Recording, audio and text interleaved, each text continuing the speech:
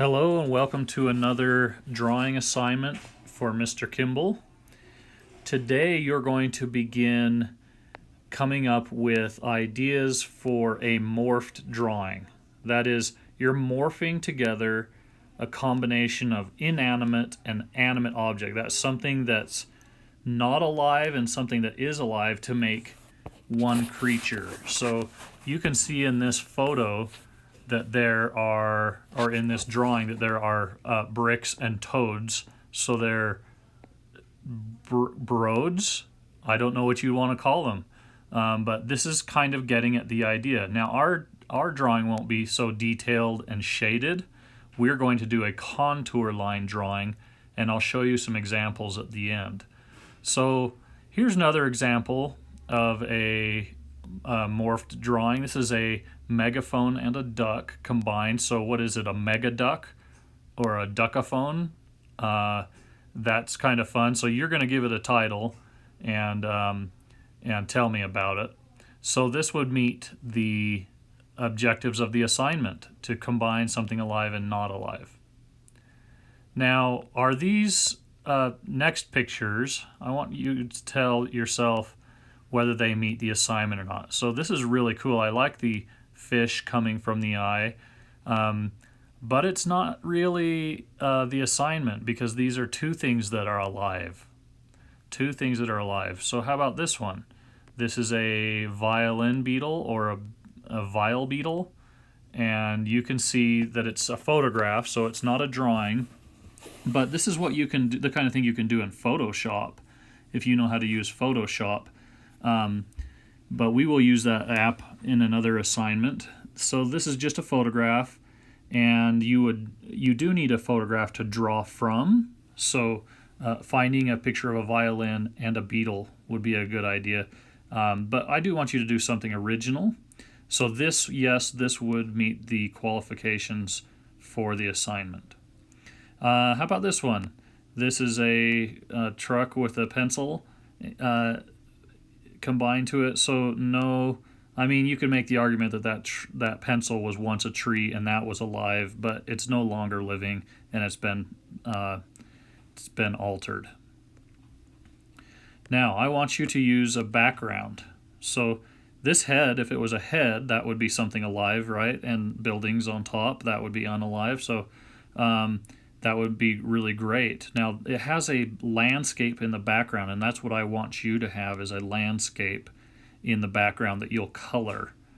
Okay, so this would be a good example of something you could do. And this one also has a background, maybe a little volcano back there, but I need you to find a picture of a landscape to copy. Don't just make it up out of your head. All of these things need a photo source. So where are you going to put them? You're going to put them in your photo source album, because remember, I will be giving you a grade on all your photo sources at the end of the term. Now, I want to talk to you about photographs for a minute versus illustrations. This is an illustration. It is not a photograph, and it looks real. So I can understand how kids get confused sometimes by what's real and what's a photograph. This is an illustration. So can you do this in your sketchbook? Definitely, but not for your assignment. This, however, is the same character, Deadpool, but he is in a photograph, an actor. So could you use this photograph to draw from? Yes, you could. Now here is somebody else's artwork. You could do that as practice in your sketchbook, but you can't do it for my assignment. So for this morphed drawing, you're going to find photographs to work from and not other people's illustrations or artwork. So let's go through a few more.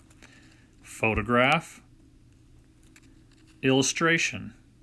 That is a turtle, but you will need to stylize your own turtle from a photograph, not from somebody else's artwork.